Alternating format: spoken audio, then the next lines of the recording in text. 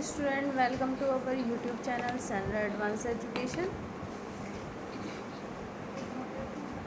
ये है हिंदी व्याकरण एवं रचना क्लास 8 और आज इसमें हम पढ़ने जा रहे हैं लेसन 7 जिसका नाम है वाक्य रचनांतरण। ट्रांसफॉर्मेशन ऑफ सेंटेंस, या फिर हम इसको बोल सकते हैं वाक्य रूपांतरण। चलिए पढ़ते हैं लेसन को। वाक्य रचनांतरण। एक प्रकार के वाक्य को दूसरे प्रकार के वाक्य में परिवर्तित करना वाक्य रचनांतरण कहलाता है। मतलब एक वाक्य को, कोई हमारे सामने एक वाक्य दिया गया है, उस वाक्य को हमें दूसरे तरीके से बनाना या दूसरे वाक्य में उसको परिवर्तन करने को ही हम वाक्य रचनांतरण या फिर वाक्य रूपांतरण कहते हैं। वाक्य रचनांतरण में यह बात ध्यान रखने योग्य है कि इसमें वाक्य की रचना बदलनी चाहिए, अर्थ नहीं। जब हम वाक्य की रचनांतरण उसका करते हैं, उसका रूप बदलते हैं, तो हमें यह ध्यान रखना चाहिए कि उसकी रचना, केवल उसका रूप बदलना चाहिए, केवल उसकी रचना बदलनी चाहिए, जो उसका अर्थ है वो वही रहना चाहिए। यह रचनांतरण 3 प्रकार से हो सकती है। मतलब वाक्य को जो रचनांतरण है, वाक्य का रूपांतरण है, वाक्य के रूप में परिवर्तन है, उसको हम 3 तरीक़ों से कर सकते हैं। नंबर 1, वाच्य परिवर्तन द्वारा वाक्य रचनांतरण, रचना में परिवर्तन द्वारा वाक्य रचनांतरण, अर्थ में परिवर्तन द्वारा वाक्य रचनांतरण। वाच्य परिवर्तन द्वारा वाक्य रचनांतरण हम पढ़ेंगे। वाच्य में परिवर्तन करके हम कैसे वाक्य परिवर्तन कैसे कर सकते हैं। किसी वाक्य के कृतवाच्य को कर्मवाच्य में, कर्मवाच्य को कृतवाच्य में तथा दोनों को भाववाच्य में परिवर्तन कर देने से अथवा भाववाच्य को दोनों में से किसी एक में परिवर्तन कर देने पर उस वाक्य का रचनांतरण हो जाता है। मतलब कैसे, किसी वाक्य को हम या तो किसी वाक्य के कृतवाच्य को या तो हम कर्मवाच्य में परिवर्तन कर दें, या फिर कर्मवाच्य को कृतवाच्य में परिवर्तन कर दें, या फिर भाववाच्य में परिवर्तन करने से वाच्य परिवर्तन हो सकता है। ठीक है। वाच्य परिवर्तन द्वारा वाच्य रचनांतरण में कुछ उदाहरण निम्न प्रकार हैं। हम वाच्य परिवर्तन में किस प्रकार से वाक्य रचनांतरण कर सकते हैं, वाक्य को परिवर्तित कर सकते हैं, ये हम कुछ एग्जाम्पल के माध्यम से समझेंगे। कृतवाच्य से कर्मवाच्य में परिवर्तन। कृत मतलब जैसे कि कृत से आप समझ पा रहे होंगे, कृतवाच्य से कर्मवाच्य, यहाँ पर कृत पर जोर दिया गया है और यहाँ पर कर्म पर जोर दिया गया है। कृतवाच्य, उषा लक्ष्य प्राप्त नहीं कर सकी, यहाँ पर कर्मवाच्य दिया हुआ है। उस उषा से लक्ष्य प्राप्त नहीं किया जा सका। कर्मवाच्य से भाववाच्य में परिवर्तन, यहाँ पर हमने पढ़ा था कृतवाच्य से कर्मवाच्य में परिवर्तन, और अब हम पढ़ रहे हैं कर्मवाच्य से भाववाच्य में परिवर्तन। ये कर्मवाच्य है, इसमें दिया गया है मेरे द्वारा पुस्तक नहीं पढ़ी गई, मेरे द्वारा पुस्तक नहीं पढ़ी गई। भाववाच्य, मुझसे पुस्तक नहीं पढ़ी जाती। ठीक है। नेक्स्ट, अब इनमें हमने जो अभी तक ये वाक्य देखे हैं, जो सेंटेंसेस पढ़े हैं, इनमें हमने ये देखा है कि जो वाक्य है उसका मूल अर्थ जो है वो वही है, इनकी केवल रचना में ही परिवर्तन हो रहा है, केवल रूप बदल रहा है, इनका जो अर्थ है वो परिवर्तित नहीं हो रहा है।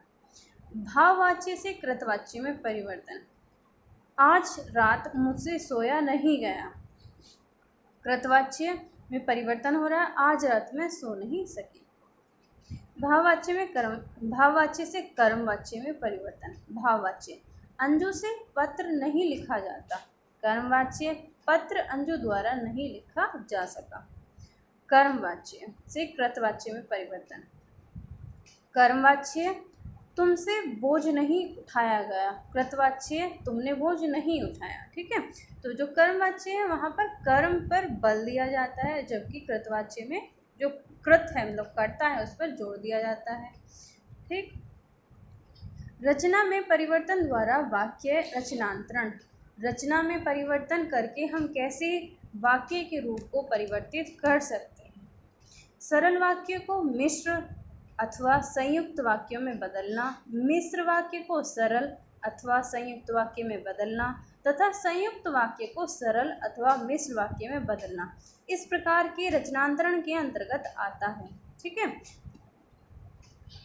रचना के आधार पर जो हम करते हैं, रचना में परिवर्तन करके जो हम वाक्य रचनांतरण करते हैं, वाक्य परिवर्तन करते हैं, वाक्य के रूप में परिवर्तन करते हैं, वो इन सब में आता है। रचना में परिवर्तन द्वारा वाक्य रचनांतरण के कुछ उदाहरण निम्नलिखित हैं। सरल वाक्य द्वारा मिश्र अथवा संयुक्त वाक्य में परिवर्तन, सरल वाक्य से मिश्र अथवा संयुक्त वाक्य में परिवर्तन किया गया है। ये सरल वाक्य दिया गया है, मीना संस्कृत पढ़ने के लिए शास्त्री जी के यहाँ गई। अब इसका मिश्र वाक्य बनाया गया है या संयुक्त वाक्य बनाया गया है। मीना को संस्कृत पढ़नी है इसलिए शास्त्री जी के यहाँ गई। ठीक, अब संयुक्त बनाया गया है, मीना शास्त्री जी के यहाँ गई है क्योंकि उसे संस्कृत पढ़नी है। ठीक है, नेक्स्ट उदाहरण हम देखते हैं। सरल वाक्य है ये, मातृभूमि पर मर मिटने वाला व्यक्ति ही सच्चा देशभक्त होता है। मिश्र वाक्य में परिवर्तन किया गया है, जो मातृभूमि पर मर मिटता है वह सच्चा देशभक्त होता है। ठीक, ऐसे ही बाकी एग्जाम्पल्स दिए गए हैं इसमें। अब हम पढ़ते हैं संयुक्त और मिश्र वाक्य का सरल वाक्य में परिवर्तन। अभी तक हमने पढ़ा था सरल वाक्य से मिश्र और संयुक्त वाक्य बनाना, और अब हम पढ़ेंगे संयुक्त और मिश्र वाक्य से सरल वाक्य बनाना। ये मिश्र वाक्य दिया गया है, जब तक ललित घर पहुंचा तब तक उसके पिता चल चुके थे। सरल वाक्य बनाया गया है, ललित के घर पहुंचने से पूर्व उसके पिता चल चुके थे। मिश्र वाक्य, मैंने एक आदमी देखा जो बहुत बीमार था। सरल वाक्य बनाया गया है, मैंने एक बहुत बीमार आदमी देखा। ठीक, वैसे ही बाकी के एग्जाम्पल्स भी दिए गए हैं। अब हम बात करते हैं उपर्युक्त के अतिरिक्त वाक्य संकुचन तथा वाक्य विस्तार के द्वारा भी वाक्य की रचना में परिवर्तन करके वाक्य रचनांतरण किया जा सकता है। वाक्य संकुचन मतलब वाक्य को छोटा करना, वाक्य विस्तार मतलब वाक्य को बड़ा कर देना। ठीक है, तो इस प्रकार से भी हम वाक्य को छोटा करके या फिर वाक्य को बड़ा करके भी वाक्य की रचना में परिवर्तन कर सकते हैं। वाक्य संकुचन के द्वारा वाक्य रचनांतरण, संकुचन का अर्थ होता है सिकोड़ना, मतलब छोटा करना। किसी विस्तृत मतलब बड़ा, किसी बड़े वाक्य को संकोचन के द्वारा संकुचित बनाया जा सकता है। मतलब संकोचन मतलब छोटा करके उसको छोटा बनाया जा सकता है, संकोचन के द्वारा संकुचित करके उसको छोटा बनाया जा सकता है। अतः वाक्य संकोचन के द्वारा भी वाक्य रचनांतरण करना संभव है। जैसे वाक्य ये दिया है, कबीर पढ़े लिखे नहीं थे किंतु परम ज्ञानी थे। संकोचन द्वारा वाक्य रचनांतरण, अनपढ़ कबीर परम ज्ञानी थे। ठीक है, अर्थ दोनों का एक ही है, लेकिन ये बड़ा वाक्य है और इसको संकोचन करके इसको छोटा बना दिया गया है। वैसे दूसरा सेंटेंस दिया है, यह बालक बहुत अधिक बोलता है। संकोचन द्वारा रचनांतरण, यह बालक वाचाल है। वाचाल मतलब बहुत ज़्यादा बोलने वाला। वाक्य विस्तार द्वारा वाक्य रचनांतरण, वाक्य संकुचन का विपरीत वाक्य विस्तार है। वाक्य विस्तार के द्वारा हम किसी संकुचित वाक्य को विस्तृत वाक्य बना सकते हैं। मतलब जिस संकोचन में तो हमने छोटा किया था, लेकिन वाक्य विस्तार मतलब वाक्य को बड़ा करना। वाक्य को मतलब छोटे वाक्य को बड़ा करके हम वाक्य में परिवर्तन कर सकते हैं। जैसे ये छोटा वाक्य दिया गया है, विश्वघात क्षम्य अपराध है। विस्तार द्वारा रचनांतरण, विश्वासघात अक्षम्य अपराध है। विश्वासघात ऐसा अपराध है जिसे क्षमा नहीं किया जा सकता।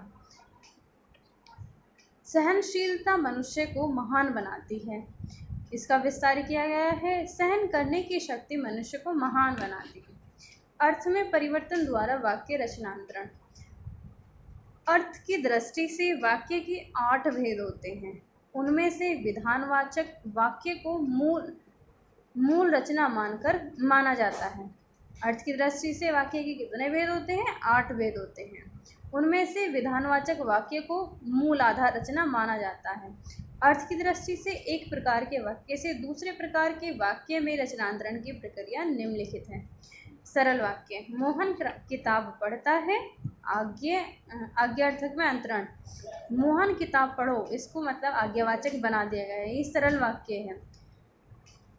प्रश्नार्थक में अंतरण, क्या मोहन किताब पढ़ रहा है? कौन किताब पढ़ रहा है? मोहन क्या पढ़ रहा है? आदि। ये प्रश्नार्थ में अंतरण है।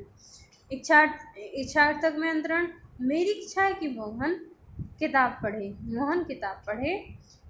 निषेधार्थक में मोहन किताब नहीं पढ़ता। मोहन किताब ना पढ़े। मोहन किताब मत पढ़ो आदि। संदेहार्थक में अंतरण, मोहन किताब पढ़ रहा है। संकेतार्थक में अंतरण, मोहन किताब पढ़ता है, पास हो जाता है।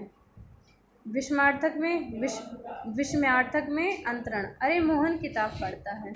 तो ये थे वाक्य में परिवर्तन, किस तरीके से हम वाक्य का रूपांतरण या फिर रचनांतरण कर सकते हैं अर्थ की दृष्टि से, रचना के द्वारा, वाक्य रचना में परिवर्तन करके, अर्थ में परिवर्तन करके और वाच्य में परिवर्तन करके हम वाक्य को कैसे परिवर्तित कर सकते हैं, आज के इस लेसन में हमने जाना।